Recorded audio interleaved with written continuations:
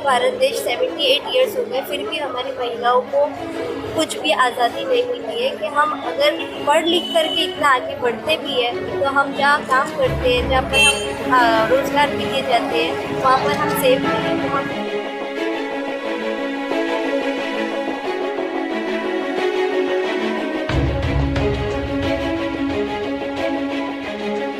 बाहर निकलने के बाद एक निर्भया जैसी हो गई, या अभी हमारी जो डॉक्टर मैडम है वो इतनी निडर होने के बावजूद भी उसने उसका कर्तव्य पूरा निभा रही थी, फिर भी लोगों ने उसको टारगेट किया है। और उसके बारे में इतना गंदी सोच रखने वाला वो निर्दयी पुरुष को तो मैं ये कहना चाहूंगी कि वो आदमी को हमारे लेडीज लोगों के हवाले कर दिया जाए।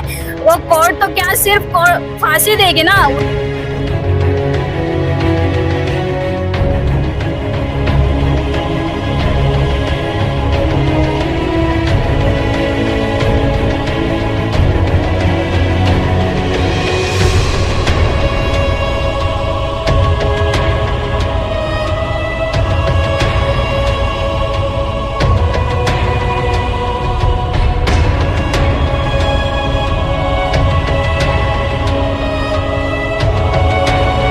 और आज फिर डबल से पूरे भारत देश में शर्म से हमारी गर्दन नीचे हो जाएगी, ऐसी कलकत्ता में एक वापिस से हरकत। इतना ही नहीं तो पूरे भिवंडी शहर में, महाराष्ट्र में और देश भर में इसके आंकड़े दिन ब दिन बढ़ते जा रहे हैं। मोदी सरकार आने के टाइम पर उन्होंने कहा था कि हम इस तरीके से केस को रोकने के लिए कड़े कानून लाएंगे।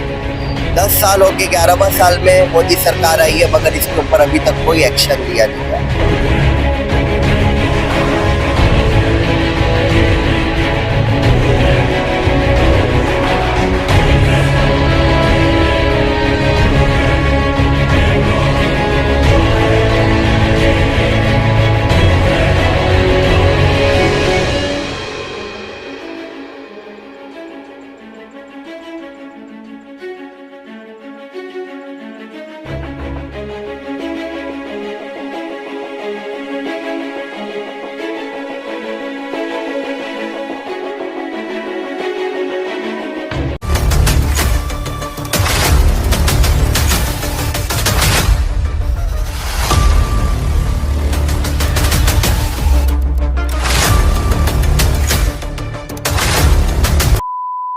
आज जो कैंडल मार्च निकाला गया था, क्या वजह थी, क्या मामला था?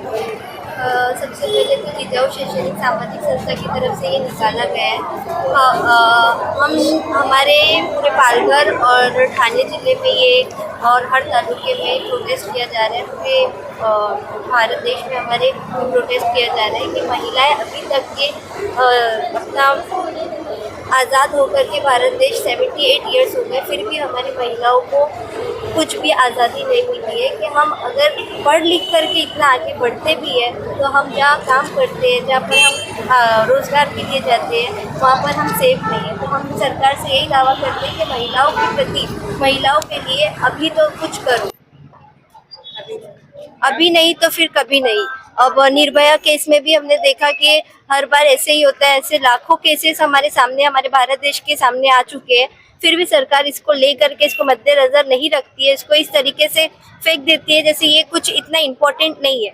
तो हम चाहते हैं कि ये अभी जो गर्म मामला है इसको हम उठाएं, हमारी आवाज़ बनाएं। हर महिला का यही एक है कि वो आगे बढ़े, तो आगे बढ़े तो किस लिए बढ़े? आगे बढ़ने के बाद हमारे लिए आगे यही होता है कि रेप हो जाता है, या इस वजह से घर वाले भी परमिशन नहीं देते। तो हम चाहते हैं कि महिलाएं को आरक्षण मिले और उनको आगे बढ़ करके उनका साथ दे सरकार। कोलकाता में जो अभी मामला हुआ, इसको लेकर आप किस तरह से इंसाफ की मांग? हम इंसाफ यही चाहते हैं जैसे बाहर देशों में होता है, जैसे कि सऊदी अरबिया हो गया और भी जैसे देश है जहाँ पर रेप के अगर केस अगर वहाँ पर होता है तो उनको डायरेक्टली फांसी दी जाती है, सजाए मौत होती है। तो हम भी हमारे भारत देश के संविधान से और हमारी देश की सरकार से यही एक वो मांग करते हैं कि जो रेप करते हैं उनको डायरेक्ट फांसी की सजा मिलनी चाहिए। जैसा कि सरकार का नारा है बेटी पढ़ाओ बेटी बचाओ, और हम देखते हैं निर्भया केस में, बिल्किस बानो केस में या फिर आसिफा के केस में पूरे मुल्क में एहतजाज हुआ मगर कोई रिजल्ट नहीं आया। अब जो है कलकत्ता केस को लेकर यहाँ पे एहतजाज हो रहा है, इसके बारे में कुछ?